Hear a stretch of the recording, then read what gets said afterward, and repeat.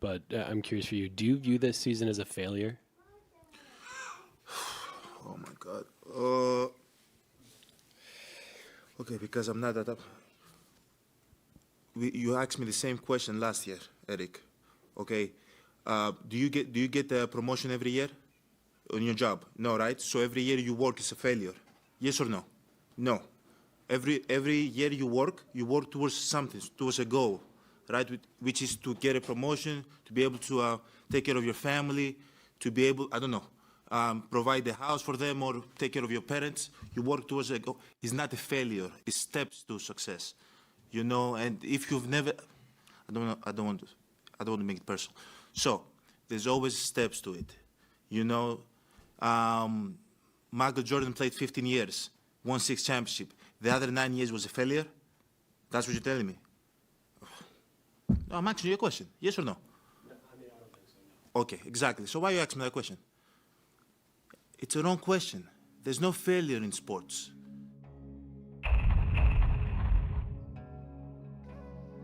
What is success and failure? Am I a failure if I don't reach my goals? Do I only succeed if I accomplish my goals? If I succeed in reaching these goals, what comes next? If I fail, do I just try again? Well, I'm here to tell you that failure is the path forward. Failure is not a dead end, but a stepping stone to personal growth, improvement, and reaching greater heights. It's the fuel that propels you forward, not the anchor that holds you back. Does your story end after you win the championship, win the race, achieve the new peak? No. Your story doesn't end with a win or a loss. It's a continuous journey, with each success and failure shaping your path and leading you to new opportunities. You accomplished a goal. You failed to reach it. On both sides, you have to decide how to move forward and what's next. What are you training for? Is it to win, beat someone, or impress others? Or are you training for yourself, to achieve your own personal goals and aspirations? Remember that your journey is yours to define and yours to conquer.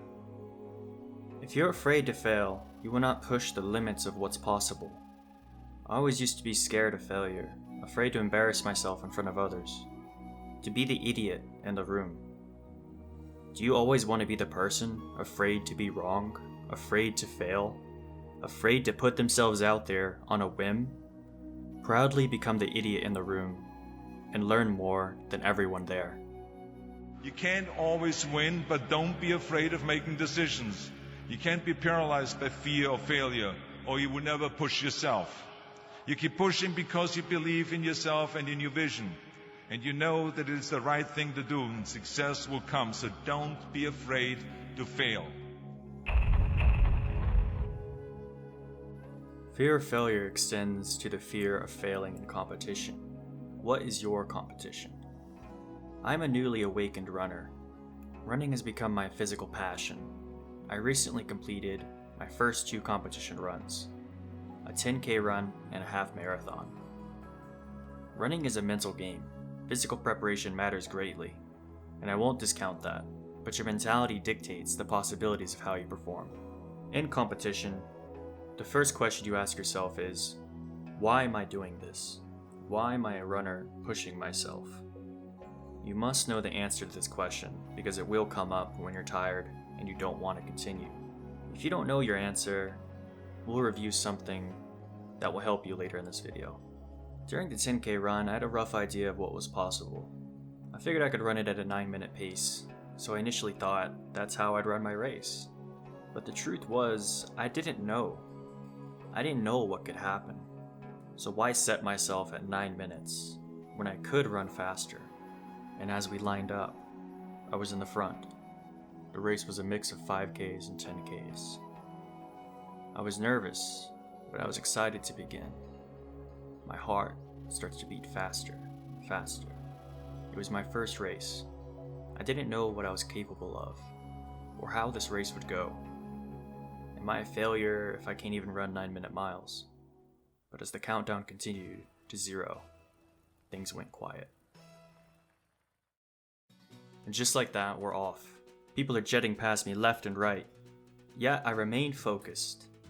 I begin at a 9-minute pace, but quickly speed up, more and more. Eventually, I'm not even calculating my pace. I'm just running. My buddy Mason is ahead of me. He's a good bit faster than I am. So I think, well, let's just see how far I can follow him. I'm gonna keep up this pace as best as I can. And if I have to slow down later, so what? And sure enough, my first mile was 7:53. Now mind you, I hadn't run a sub 8 mile since I was in the army 5 years ago. This is uncharted territory within myself, this race. I still felt okay, I was handling the pace. We keep moving. The second mile, 7:57. Third mile, 7:55. I'm keeping a sub 8 pace. A minute faster than I even thought was possible. Now admittedly, I paid the price for it on the way back. It was a lot of uphill, and my times went into the 9s. But regardless of that, my heart rate averaged at 176, and I got a really good time for my first run. 10K race, 53:51. And there's a common feeling when you finish a run. You always think back and say, well damn, I actually could have gone even faster. But don't let that take away from your moment. It's okay to feel some of that, but don't let it control you. Sometimes, just showing up is enough. And sometimes you might surprise yourself to what's possible. But what about failure? If I had run slower at 9 minutes pace the whole time, would I have failed? Let's say hypothetically, yes, it would have been a failure. Okay, now where do we take that information? Do I feel discouraged? Is it all over? Let's put it into perspective. It's my first race, I'm 205 pounds, and I'm running at 9 minutes for 6 miles. What do I have to be upset about? I didn't win? I didn't run fast enough? Your perspective is everything. If you believe yourself a failure, you're right. But if you do believe that, dig deep and really ask yourself why.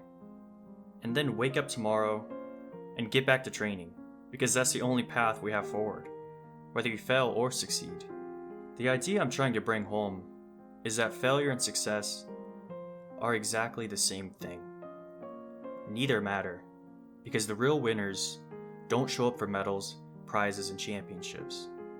They show up for the love of what they do and to improve themselves. It's not about the outcome, but simply the process of pushing yourself to become better.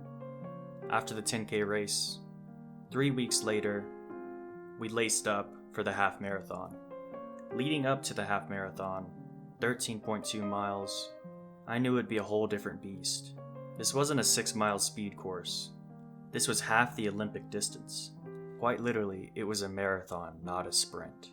By the time the race came, I knew I could keep an actual 9-minute pace for the entire race.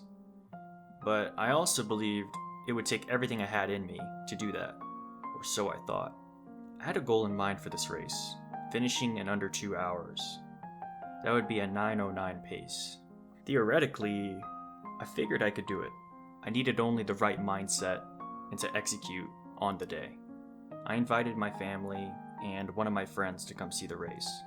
My friend Mason and I lined up and prepared for the biggest race we've ever done. This race had also a 5K, 10K, and 15K section. I knew when we started I would be very quickly sent to the back of the formation. Lots of people would pass me. And so we did. We started and Mason and I were near the back, as we would have figured, being some of the only people running the half marathon. We started at around a 9-ish mile pace. I started even slower at 9:30 per mile.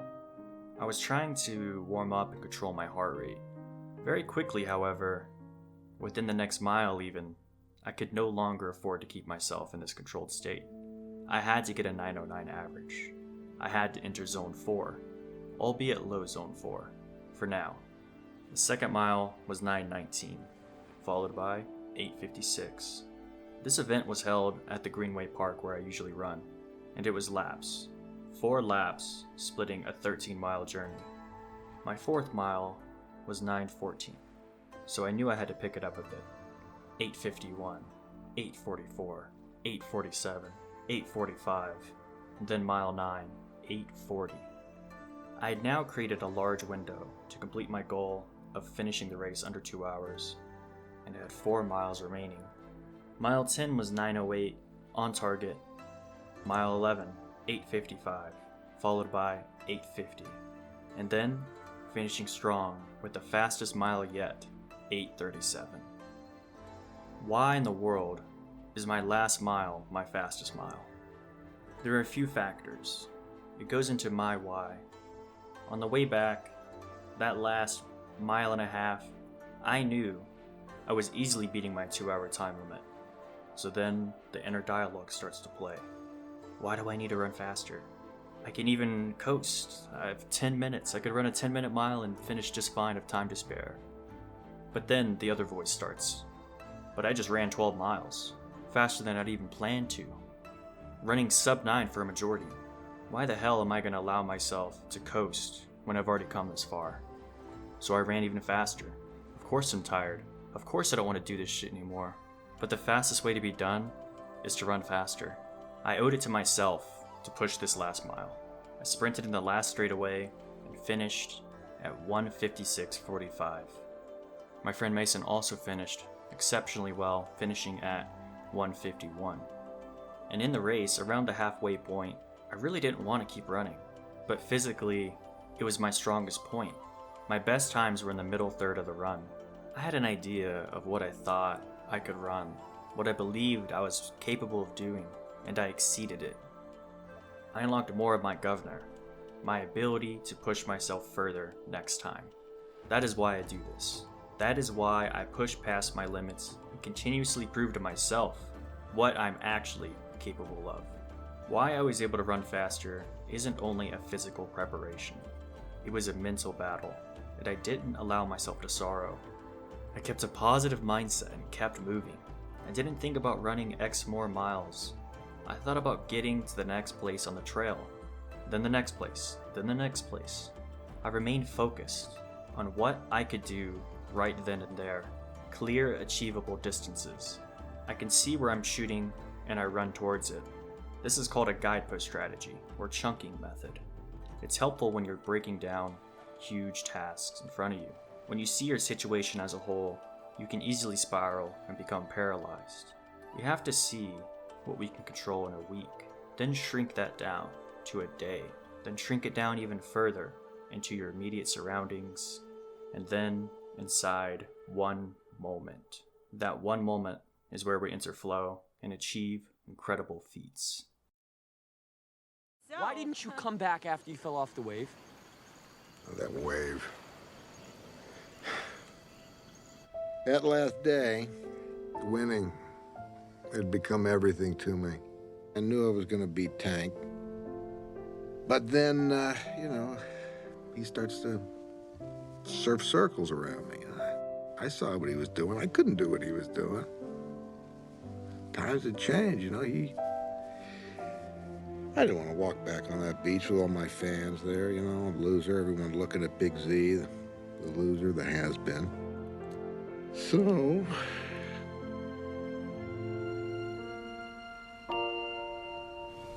poof. Big Z's dead, and that's how it's gonna stay. Let me play you that song. What about Never Give Up? What about Find a Way? Yeah, You're giving up, Z. You're giving up. Yeah, I'm giving up. That's my way. Giving up. I thought you were the one guy. You don't like it? Find your own way. Leave me out of it. Leave me out of it. The final point is the path and finding your way. I don't know why I am the way I am. I'm a very creative, idealistic, and dream-oriented person. I see things in my mind, dreams, aspirations, images, and countless ideas that flow right into my creative works. I know where I want to go, who I want to be, and why I'm doing it. I don't know everything about it, far from it actually, but I don't need to. Some people might think that's a gift, but thinking yourself as gifted is really weird to me. If you believe anyone is a natural at something, and that's why they are better than you, why you can't be as skilled at something, then you're simply lying to yourself. You are creating an excuse for your failure before you even fail, before you even try. Many people are gifted, but a gift only gets you so far. What's more important to you? Being talented or being driven? When you're driven, you are the unstoppable force and the unmovable object. The unstoppable force that continues going towards their goal no matter what people say, no matter what happens. The unmovable object that continues to get up every time they fail or get put down. That type of person, they have the true talent. A talent that anyone can learn. It's a power within all of us. Perseverance and hard work can be applied to anything. It's why we latch onto characters in media who are not chosen, and yet rival the main character anyway. We can relate to that person, often because we are that person. We're the person who everyone around us just seems like they have it all figured out. They just get it. And now, we're the idiot in the room again. But that's precisely where we want to be. Knowledge is the natural deterrent of learning. Think yourself as talented, gifted, and knowledgeable in a field, and you miss a crucial opportunity to learn. True too, in finding your path in life. I am not so set in my ways and in my path that I cannot adjust and take a different road. So if you are lost in who you want to become and what you want to do, consider this. You need only a direction to travel. Connect with your old self, the one who dreamed big, and find out what they used to love and implement it into your life. Trust yourself and believe in the process. Finding your way is not forced. It has always been there. It's so obvious, you can't even see it. Cut through all that outside bullshit, and you are what remains. Being lost is completely fine. Truthfully, we're all lost. We're all faking it till we make it. We're vagabonds of life, finding our way from one path to another. Don't take your life, situations, and problems so seriously. Remember to enjoy the process. Failure is the path forward. Now go, find your own way, and lead me out of it.